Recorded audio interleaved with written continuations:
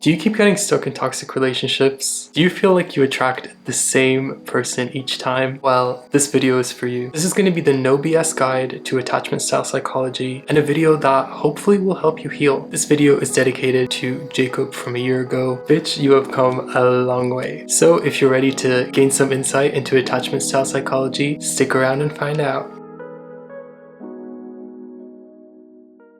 Hey guys, I'm Jacob. I'm your radiant mindset coach, energy crystal specialist, and aura expert. And on this channel, we're making some videos that hopefully will help you heal. So let's get into it. I feel like anxious attachment has been such a buzzword and a keyword in the self-development field, but what actually is it and why is it important? So your attachment style refers to the patterns and behaviors that you have in relationships. These patterns and behaviors have a huge impact on how you interact with your romantic partners, your relationships, and your family. There are 4 primary attachment styles, but this video will really just be focusing on the anxious and avoidant style. But the other 2, I think it's fearful avoidant, and the one that we're hopefully going to aim for by the end of this video, which is secure attachment. So people with an anxious attachment style seek high levels of closeness and reassurance from their partners. They tend to be overly concerned with the relationships, and they have this fear in them that their partner might not love them. This can lead to a clingy behavior, overthinking, and a fear of abandonment. Have you ever heard someone say, all that person ever does is talk about their boyfriend or girlfriend? Or do you know someone who literally treats their partner like their one prized possession? Well, this might be someone who has an anxious attachment style. And if you notice it in yourself, that's okay.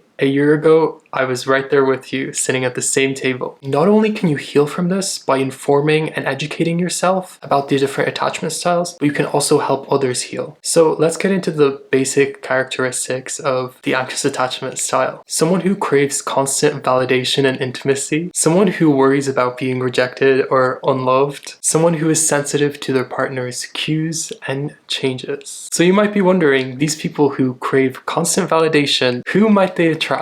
Well, there's the avoidant attachment style. These people typically value independence and may feel uncomfortable with too much emotional closeness. They tend to suppress their emotional needs and they avoid relying on others. As a result, they may come across as emotionally distant and emotionally unavailable. Some key characteristics of the avoidant attachment style are someone who prefers autonomy over closeness, someone who struggles with emotional expression and dependence, someone who avoids emotional intimacy. For now, just take your time to define which style you relate to, because that is really the first part in this whole thing. So you could be one or the other, or maybe you could be a mix of the two, and that's okay. So next we're going to get into how do these attachment styles form. And the first thing I want to say is you are not responsible for your parents' actions. You are only responsible for your actions in this moment, right here, right now. So understanding this will truly help you detach and hopefully not form a hatred towards your parents. I know when I first started learning all of this information, my mind immediately shifted to put all of the blame on how my parents raised me. But understand this, your parents did the best that they could with the information that they had. And more than likely, a lot of the habits that they learned from their caregivers. So this truly is a cycle, and it's one that you can break. And you can do this in a loving way, not filled with hate. But yes, the way that you form relationships in your life right now has been pretty much influenced by what you observed growing up. And both of the attachment styles have some key characteristics on how they form in early childhood, so let's define them. Let's get into anxious attachment. So this attachment style forms when the caregiver is inconsistent with the child's emotional needs. So the key there is inconsistency. Sometimes the caregiver might be responsible in nurturing, while other times they may be emotionally distant. And this can create a sense of anxiety and insecurity in the child because they can't rely on their caregiver for emotional support. So next, over-involvement and dependency. So now let's talk about this one. I remember growing up, my mother, after a full shift at work, would sit beside me making sure I did every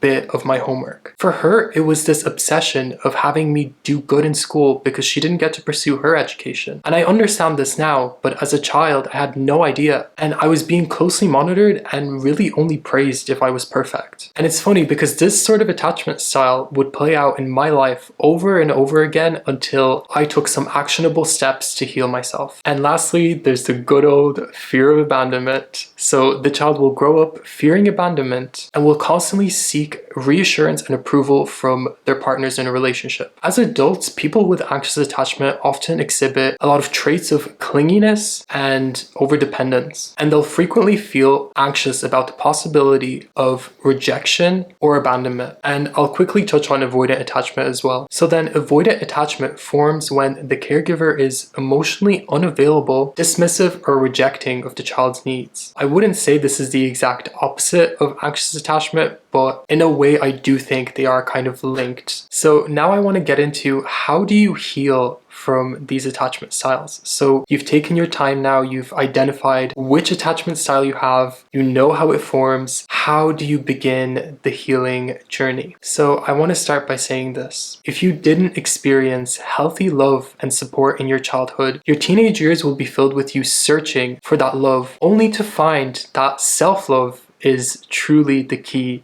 to forming healthy relationships. So when I took the time to educate myself on attachment styles, the first thing I wanted to do was tell my parents about all of this, like educate them too. And I really wanted to try to help them heal as well. But I was met with a lot of anger and resentment. And like I mentioned before, you are not responsible for your parents' actions. You are only responsible for your actions in this moment right now. And guess what? You don't owe your parents anything. And trust me, giving unsolicited advice to people who are not on a healing journey will not go very far. You need to be the change, and watch as the way that you form relationships completely changes around you. So really, it starts and ends with you. So something that I do to remind myself to look at these relationship patterns in a positive way is reminding myself of the positive aspects that they do have. For example, my mother sitting beside me and watching me do my homework every day did lead me to develop a trait of persistence that I have in my everyday life now. And I'm very intentional about it. I actively choose to take the positive traits out of the experience that I had in my childhood. You will have to become your own parent in a way, and that's actually the best part. As humans, we have basic mental and physical needs, and one of them is our need for feeling accepted, for that validation, feeling like we belong, feeling like what we're doing is right. And guess what? You don't have to search for that validation externally. It can come directly from you. Something that I came to understand is that this inner child version of me has needs, and I believe that all of us have an inner child, teen, and adult version within us. And we're always met with a choice. We can let the inner child version of us come up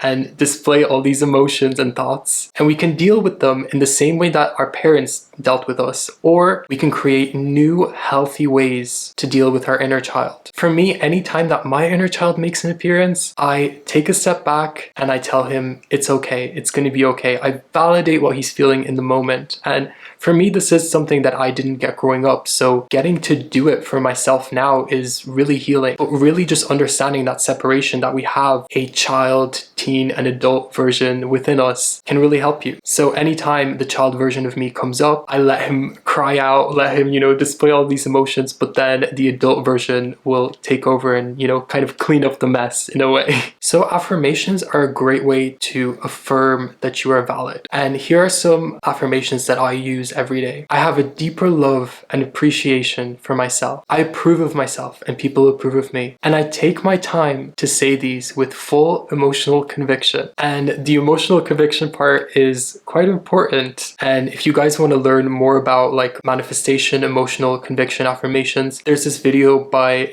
Knowledge that I recently watched that really has kind of reshaped how I look at affirmations and like manifesting my desired reality. So I'll definitely put that in the description. And that's not to say that you can't have external validation. I believe that we should be searching for a circle of people who will uplift us and inspire us. And once you heal this part of yourself that's attached, you'll naturally attract people like this. You will attract people that align with your energy. And I do believe that you get what you put out. So I would definitely recommend joining healthy communities and practicing self-love. So people who have an anxious attachment style often struggle with setting boundaries. They fear that setting boundaries might actually push people away. But I think that learning to set healthy boundaries will help you actually form healthier relationships, and it will reinforce self-respect as well. So boundaries can be hard to set sometimes, but something that I recently heard was that you can be the boundary. And it really changed the way I thought about this, because I really thought that boundaries was all about, saying that like, oh, I want this or I don't want that, but actually the way you are, you can truly be the boundary in a lot of situations. And especially if you have parents who won't listen, who are very set in their ways, you might have to just become that boundary, you know? But when it comes to your parents, something that you could say is, I'm setting these boundaries because I love you and because I want our relationship to be strong. And acknowledge when your parents or your partner does respect your boundaries. Positive reinforcement can go a long way in encouraging respectful behavior. For example, you can thank them for giving you the space that you need, and this will reinforce that healthy boundary. So to conclude, remember that understanding your attachment style is the first step for you to build healthy relationships. And whether you relate to the anxious attachment style or the avoidant, know that these patterns don't define you and they can be transformed and healed. By becoming aware of your emotional responses, practicing self-love, and working on building relationships with secure attachment, you can change how you connect with others and how you connect with yourself. So you've made it to the end, and I want to say thank you for watching. If you enjoyed this video, I also have 3 other videos on my YouTube channel, and I'm pretty active on Instagram Threads, so I'll link that all down below. And yeah, thank you for watching, and I'll see you in the next one.